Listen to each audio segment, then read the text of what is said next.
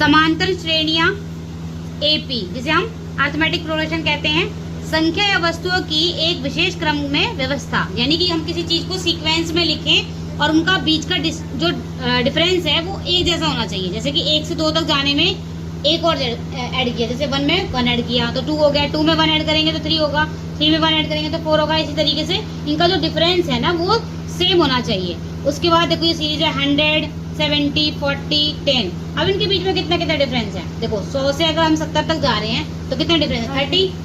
70 से 40 गए तो 30 का, और 40 से 10 तक गए तो 30 का, तो इनका डिफरेंस क्या है, सबका सेम है। ये होती है एपी सीरीज, ठीक है। ऐसे ही 4, 4, 4, क्या ये एक एपी सीरीज है? होगी, बिल्कुल होगी। कैसे, देखो 4 से 4 तक जाने के लिए हमने 0 ऐड किया है ना, 0 ऐड करा, देन सभी में 0 0 ऐड करेंगे तो ये एक सीरीज बन जाएगी। मतलब एपी जो समांतर श्रेणी का मतलब है बराबर बराबर डिस्टेंस पे चल रहा है। समांतर श्रेणियों के प्रकार, मतलब प्रकार 2 तरीके से होती है। पहली परिमिति यानी एपी, जिसकी जो पदों की संख्या जो होती है सीमित होती है, लिमिटेड होती है, कि भाई 1 से 10 तक गिनती लिख दी हमने, सबका डिफरेंस सेम था, काउंटिंग 10 तक खत्म हो रही है, ठीक है। मतलब और एक होता है अपरिमिति, मतलब ऐसी एपी पदों की संख्या असीमित होती है, मतलब वो चलती जा रही है, लिमिट नहीं है, वो खत्म ही नहीं हो रही है, ऐसा एपी है, ठीक है। 2 तरीके से हुई। एपी के जो फॉर्मूले होते हैं वो क्या होते हैं, देखो एपी का आखिरी यानी लास्ट पद an होता है।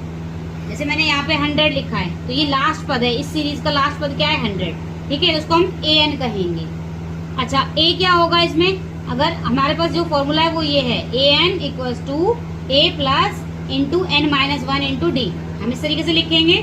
एपी क्या है यहाँ पर, जैसे मैंने एक सीरीज ले ली, फॉर एग्जाम्पल 5, 8, 11, 14, 17, 20, ये an 12 तक जा रही है, मतलब इसकी जो लास्ट जो नंबर होगा वो 12 तक जा रहा है। तो यहाँ पर a क्या होगा, पहला नंबर 5, डिफरेंस क्या होगा d, डिफरेंस मतलब 8 में से 5 को माइनस करेंगे, 8 माइनस 5, तुम्हारा जो डिफरेंस आया वो 3, मतलब सभी में 3 3 का गैप होगा।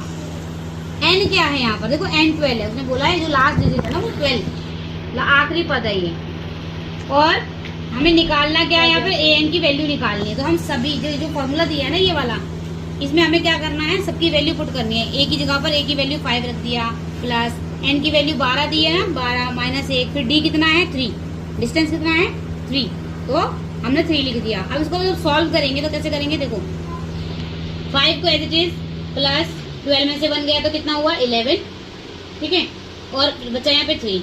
अब 3 को 11 से कर देंगे मल्टीप्लाई 33, और 5 एज इट इज, 33 में 5 ऐड करेंगे तो 38, यानी कि जो इस सीरीज के 12वें नंबर पे आएगा वो 38 नंबर हो, समझे आप। एपी